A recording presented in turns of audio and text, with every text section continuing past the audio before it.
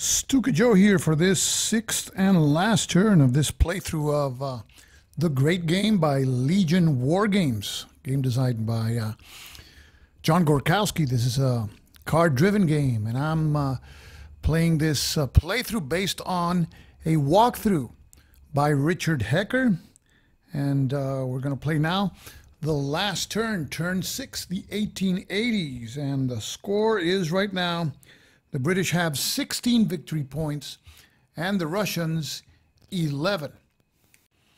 The British have conquered Baluchistan, Afghanistan, which is more recently, and also Punjab. And in these three vassal states, they have concentrated the majority of their victory points. They went for Bokhara and came out very badly from there. They have one space in Turkomans, and they were able to conquer Herat. The Russians, on the other hand, have established control in Bokhara, and diplomatically they were able to secure Turkomans, and they conquered Khiva.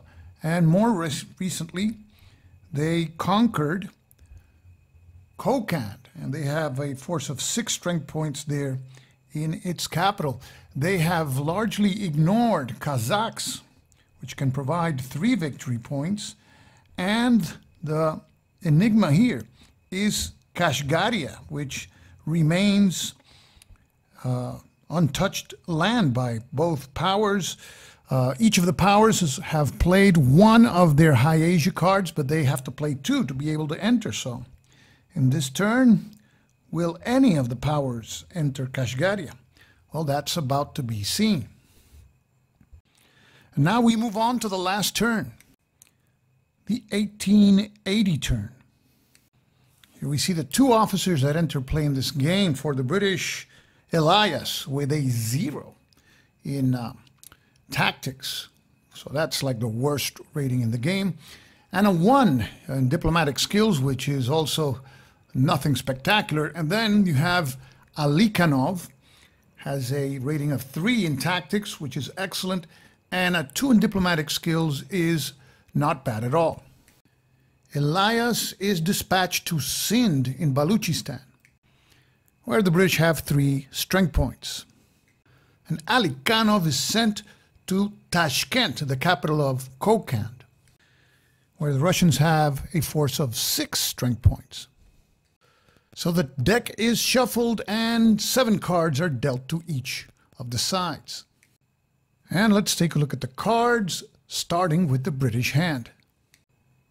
And the British have a rebellion card, a Persian persuasion card, and this seems pretty useless because Persia is neutral right now. Imperial commitments. This can throw a wrench into anybody's plans by having the other side's army, half of them packing home. 2 pen mightier than sword cards, and this can also disrupt the plans of the rival by forcing them to play cards for reinforcement, and 2 emissary cards, which don't seem very useful at all at this stage of the game. So the British can discard 2 cards. Discarding the Persian persuasion card may be kind of risky if the Russians are going with a diplomatic move on Persia. And Persia has a lot of victory points. 2 pen mightier than sword cards seem also too much, so the British may discard one of those and perhaps 1 emissary card. So let's see the 2 cards that the British will discard.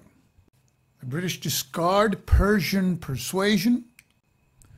And they will also discard 1 of their pen mightier than sword cards. The British draw 2 cards, and the first one is a campaign card. The second card drawn is another campaign card. So the British may find useful all these action points in these 2 cards. Let's take a look now at the Russian hand. 2 rebellion cards, so that's 2 headaches for the British. The British have most of their victory points concentrated on 3 vassal states that they conquered, Afghanistan, Punjab, and Baluchistan. So these 2 cards come in handy. Gunboat diplomacy, Seems that there's not much that the British can do moving across bodies of water. Martini Henry Rifles and Krupp Guns. This card is not playable for the event this decade, but it has 3 points of action, which can always be useful. 2 Shooting Leave cards. So this is the spy card in this game, and this will allow the British to take a peek at the Russian hand and steal 1 card, and maybe stealing a card may be useful. And finally, a spoiler card, which is always nice to have in case the other side is going forward with a diplomatic move by play of an emissary card. And the Russians feel that 1 Shooting Leave card is enough, and gunboat diplomacy has outrun its usefulness in this particular turn, so those cards are discarded, and they draw an informant card and military surveyors, and that is the card that they need to be able to enter Kashgaria. And we can see that the Russians have already played 1 card for that purpose, the Cossacks card. So with military surveyors, they could enter Kashgaria, which is worth 4 victory points, and they have a column with Alikhanov, 6 strength points strong in Tashkent.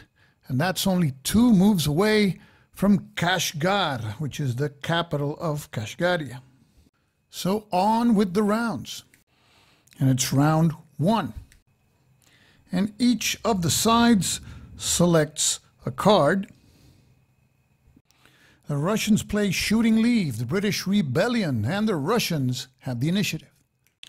And the Russians play the card for its event first, so they will designate 1 of their officers as a spy, and the British, if they have an informant card, they may play it at this time. And the Russians will send Alikhanov, currently at Tashkent, as their spy. And as you can see, the British don't have an informant card to counter this play. So now the Russians will roll 1d6 and add their spy's diplomacy score, which is 2. And on a final result of 4 or more, the Russians will be able to inspect the British hand and take 1 of their cards. Any other result, and Alikhanov is eliminated. So the Russians are risking somewhat Alikhanov here. With a roll of 1, he would be dead, and the spying attempt fails. On a roll of 2 or more, it will be successful. And the roll is a 2 modified to a 4, so Alikhanov succeeds in his spying mission. And the Russians get to pick 1 card from the British hand. Of course, they want to pick the card that can hurt the Russians the most. And it is this one, Imperial Commitments. So the Russians pick this card for themselves. And now the Russians play the Shooting Leave card for its 2 actions. The Russians use both actions to dispatch 1 strength point from Tashkent, and it will march across the desert to Petroalexandrovsk. No desert attrition is possible, and from there to Khiva, where no general attrition is also possible. And why are the Russians sending this strength point to Turkomans? Because Abbot has a free path from Merv to Gyoktepe. Of course, with a 1 strength point force, it will not be able to reduce the fortress, which still has 13 strength points. And remember that Turkomans is a proxy of the Russians, and that was obtained through diplomatic means. So the Russians need to send their strength point to Gyoktepe, and the British will not be able to enter the space because the Crimean War card has already been played. So in effect, there's a race for Gyoktepe. So it's British round 1, and they play their rebellion card first for the event, and they will target Bokhara, which is currently a proxy of the Russians, which was conquered by military force. So 1 die has to be rolled, and on a 3 or more, that vassal state immediately rebels. The Russians only have one strength point in Bokhara, in its capital. And the British roll 1d6. And the roll is a 2, so there is no rebellion. And now the British play the card for its 3 actions. 3 British strength points in Delhi march to Sindh in Baluchistan to join Elias's column. And now Elias has a total of 8 strength points. And from Sindh, Elias's column will spend the remaining 2 actions to march to Kandahar and from there to Herat. Now we have to roll for attrition. It's a general attrition check. 5 plus 2, 7. And the British have 8 strength points, so 1 is lost to attrition. And the British, including the British garrison at Herat, still have 8 strength points there. And the race for Turkomans is being met by the British. They're just 2 spaces away from Göktepe with their 8 strength point column. Now we move on to round 2. Each of the sides selects a card. The Russians play military surveyors and the British the emissary card. The British have the initiative. The British play the card first for its event and they target Turkomans. And remember that emissary cards can only be played on unconquered vassal states. And Turkomans became a Russian vassal by way of a successful emissary card play by the Russians. So now Turkomans is targeted, and if successful, the British will change the status of Turkomans from Russian proxy to neutral. But they have to designate somebody to go there as an emissary. And it'll be Elias. Notice that he has the same diplomacy skill that Abbott, and Abbott is a bit better in the military category. So Elias is sent over or transferred to Göktepe. Now it's the Russians' chance to counter with a spoiler card.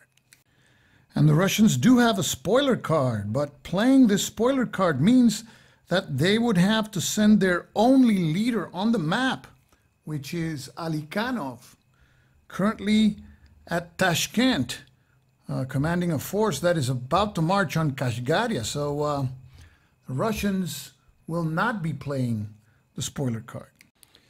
So now the British will roll 1d6 and add Elias's diplomacy score of 1, which is not very impressive. If the result is 5 or more, then Turkomans will become neutral. But if it's 4 or less, Elias is eliminated. So the British roll 1d6 of 1, increased to a 2, so it's not even close, and Elias is gone. So the only thing left to do is to play the card now for its sole action. And the British will march 6 of the 8 strength points in Herat to Merv to join Abbott. And the sole British strength point there, we roll now for attrition. 7 plus 2, 9, and there's no losses on account of that march. And the British have a sizable force, which is 1 march away from Turkoman's capital across the desert. Now it's the Russians' second round, and they play military surveyors first for the event.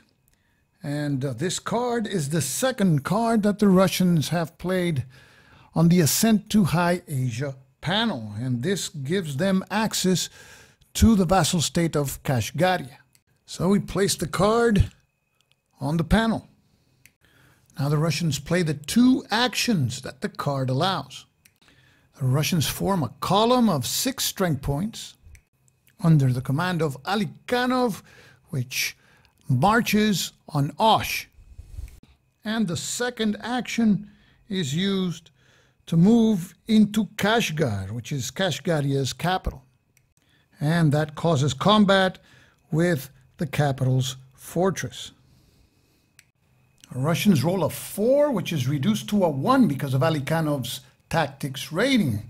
6 strength points minus 1 equals a loss of 5 strength points on the Kashgarian fortress. Now the Kashgarians fire back with a strength of 10 and they roll 3d6. And the roll is a 6. 10 strength points minus 6 causes a loss of 4 strength points on the Russian column, which is now reduced to only 2 strength points. And because they failed to take the fortress, that means to destroy it completely, they have to march back to Osh. And normal attrition will not cause any loss. So High Asia is a tough nut to crack. Now we move on to round 3, and each of the sides selects a card.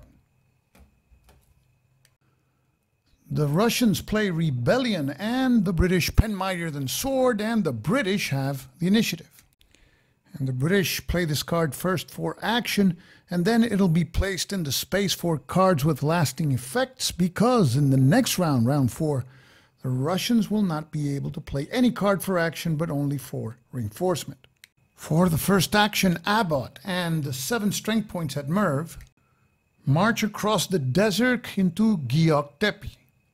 Fortunately, the desert attrition die roll is an 8 modified to 7, and 7 is the amount of strength points that Abbott has, so all are safe for now.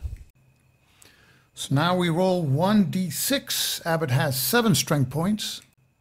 The roll is a 2 modified to a 1. 7 minus 1 causes a loss of 6 strength points on the fortress of Turkomans. So the fortress has 7 strength points left. Now the fortress rolls 3d6. And the roll is a 4. 7 minus 4, 3 strength points are lost by Abbott. And that leaves his force with only 4 strength points. For the last action, the British march 1 strength point from Kabul into Peshawar, on its way to try to reach Srinagar to block any access by the Russians in case they break through in Kashgaria. It's the Russian third round, and they play the rebellion card first for the event, and they will target Afghanistan, and the Russians need 3 or more for the rebellion to erupt. But the roll is a 1, no rebellion in Afghanistan. Now the Russians play the card for its 3 actions, and Abbott, having failed destroying the fortress at Gyoktepe, marches back to Merv. And now the Russians play the card for its actions. The Russians could give it another shot here at Kashgar, but they only have 3 strength points left at Osh with Alikhanov. And we would normally roll. The Russians use 1 action to march 1 strength point of Russian troops from Tashkent to Osh, and so reinforce Alikhanov, who has now 4 strength points. And the 2 remaining actions are used to move the Russian strength point at Khiva, cross the desert to Slavers, and finally to Krasnodolsk in the Turkomans. Notice that no attrition die roll, desert or otherwise, can cause any loss on that 1 strength point force. Now to round 4, and in this round the Russians have to play whatever card they have for reinforcement. So the Russians play an informant and the British an emissary, and the British have the initiative. Notice that the British played this low value card to ensure or have a great chance of going first, and they pulled that off, but they only get 1 action. And they'll play the card for its action now. Abbott and his 4 strength points execute a desert march and reach Gyoktepe, and the attrition die roll for the desert is a 4, and 4 is the number of strength points that Abbott has, so there is no loss on desert attrition. So the British roll first a 1, and that's reduced by Abbott's tactical rating of 1 to 0. 4 strength points minus 0 is a loss of 4, strength points for the fortress. So the fortress has a strength of 3, and we won't even roll the 3 dice because it cannot roll less than that. However, Abbott still has not managed to reduce the fortress to 0 strength, so he has to pull back to Merv. Check 1, 2, check 1, 2, check 1, 2.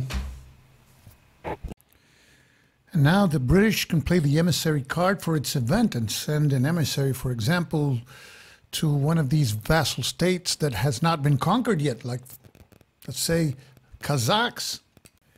But the problem is that the British only have one leader, one officer on the board, so they could send Abbott, but if Abbott fails, he'll be killed, eliminated, and then they won't have the British Abbott's military or tactics rating to give it one more shot to conquer Turkomans. So the British will forego the event in this case. And the Russians play the informant card, a reaction card. That means that the event can only be used as a reaction, that is, out of sequence. But in this case, the Russians are playing it during their round, so they can play it for reinforcement or for actions, and it'll be for reinforcements. So the Russians receive 2 strength points at Orenburg. Now we move on to the last round of the game, round 5. So let's take a look at the cards that each side selected. The Russians played Rebellion and the British a campaign card, so the Russians have the initiative. The Russians will play the Rebellion card first for the event, so they will target Punjab. And they need a roll of 3 or more for a rebellion to erupt in Punjab, so the Russians roll 1d6. And the roll is a 4. We have a rebellion. And now the Russians roll 2d6 to see how many rebel strength points will appear. And they roll a puny 3. The rebels appear in Peshawar, and they, together with the British, will roll simultaneously because first round rebels roll 1d6. And that's also the number of dice that Imperial troops roll. Now notice that the British won't be able to cause any losses because they can't roll less than 1. We just rolled for the sake of it. But the rebels rolled a 5, so 5 is not less than 3, so they fail in causing any loss on the British force. And the rebels have to retreat, and they do so to Multan. Now the Russians play the card for its 3 actions.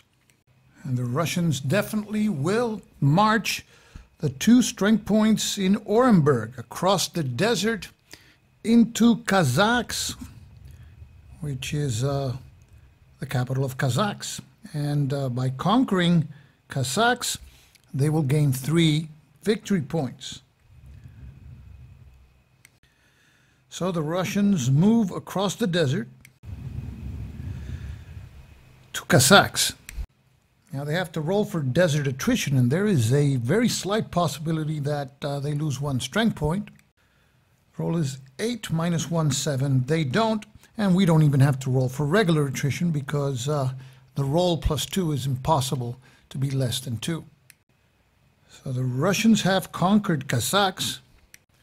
Now the Russians have 2 actions left. They could march that Russian column, or at least 1 strength point, to Atlas and then into Kulja and Kashgaria and seize 1 victory point in Kashgaria. But will that be enough? Or they can activate Alikhanov and his 4 strength points and try to see if he can reduce that fortress in Kashgar. But the reality is that even if he rolls a 1, he will not be able to eliminate 10 strength points of fortress strength there. So that is a course of action that will not work in this last round.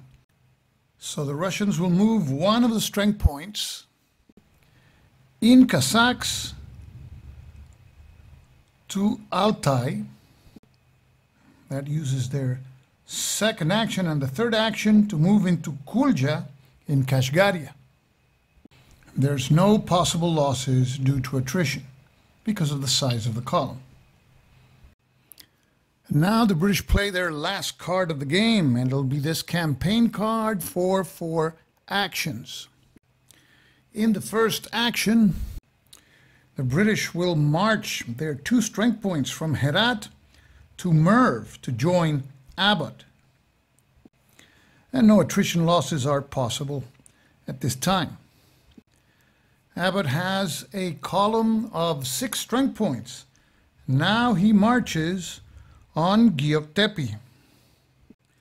The desert attrition die roll is a 10 modified to a 9. No losses due to the march across the desert. Now Abbot will roll 1d6 and subtract his tactics rating of 1. The fortress has 12 points of losses, only 3 points left. So if Abbot causes 3 points of loss on Turkomans, the British will take over that vassal state and control at least 3 of its 4 spaces, because the Russians have 1 strength point at Krasnovodsk. So we roll 1d6. The roll is a 5 modified to a 4. 6 strength points minus 4 causes a loss of only 2 factors on the fortress that had 3. So the fortress survives, and Abbot marches back across the desert to Merv in a failed attempt to take Turkomans. The British have 2 moves left. They have a strength point here in Baluchistan, 2 moves away from the rebels in Multan, but 1 British strength point will not be able to cause any loss on any force because it cannot roll less than 1 without a leader. Same situation happens.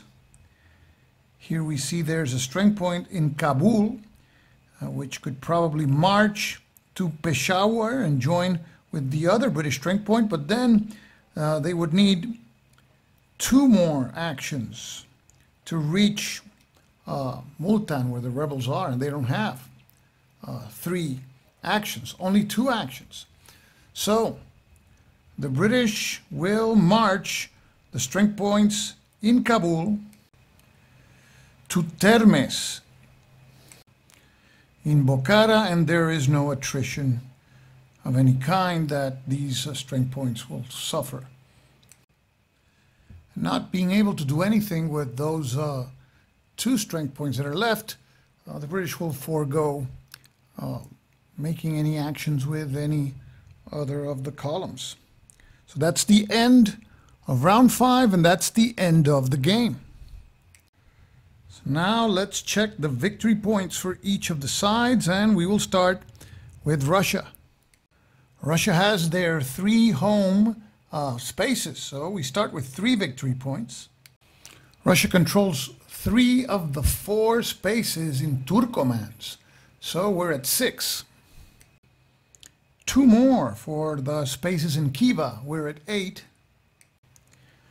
2 spaces in Bokhara, and we're at 10. All 3 spaces of Kokand, we're at 13 now. And all 3 spaces of Kazakhs, and now we're at 16. Plus Kulja in Kashgaria, and we're at 17. In that is the final total for the Russians, 17 victory points. Now we check for the British. The British have their 4 home spaces, plus 3 for Baluchistan is 7, plus 4 for Punjab. And notice that the rebels in Multan don't negate British control. However, if instead of rebels there would be a Russian strength point, it would. But rebels do not negate control of the space. So those four spaces from Punjab now raise the score to 11. The British add 3 for Afghanistan, and we're at 14. The British add 1 for Herat, and the score is now at 15. And they add 1 for Merv in Turkoman's 16, and 1 for their British strength point in Termes Bokhara for 17. So this is a tied game at 17 victory points. So we've played 6 turns and the game ends in a tie. And if you follow the walkthrough, it's not going to be a tie, it's not going to be the score. Things changed a little bit. Some of the actions taken in the walkthrough were made when other rules applied. So this turn is slightly different. But I want to thank Richard Hecker for the walkthrough and also his disposition in answering some questions that I posed to him. And you can see this is a very fast-paced game. It has some innovative mechanics, like the face-off of cards, and the side that has the lower valued card goes first. So it presents some interesting situations. When you really need to go first, you'll probably play that emissary card, but then you can only do or perform one action. So there's a trade-off there.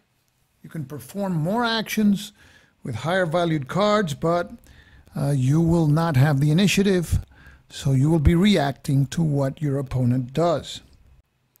Also, we've seen that the deck of cards has cards that repeat themselves, which is different from other card-driven games, but it gives the game a less scripted sensation. So you saw that, for example, the only, let's say, scripted cards are the Crimean War card, which actually can be played in any turn, but then it leaves. And then the other one is the Martini Henry rifles and Krupp guns, which the event is only playable in 1870. And in that particular case, we didn't see that card get played for the event. We saw 2 of the High Asia cards being played by the Russians. We saw the Flashman enter 3 times. And you're going to say, well, but how can that guy be in 3 decades? Well, it really represents a generic British officer entering the game. Now, as you know, I have developed a method of playing card-driven game solitaire, the CDG solo method. How would this game play with that method? Really, I haven't given it a lot of thought yet. There would have to be some sort of way of duplicating or trying to recreate that face-off mechanic. So I really don't know. If I come up with something, I'll gladly make a video about it. So I hope that you enjoyed this playthrough and that the playthrough has given you an idea of the flow of the game and what the game has to offer. This is Stuka Joe, signing off for now. Thanks for watching.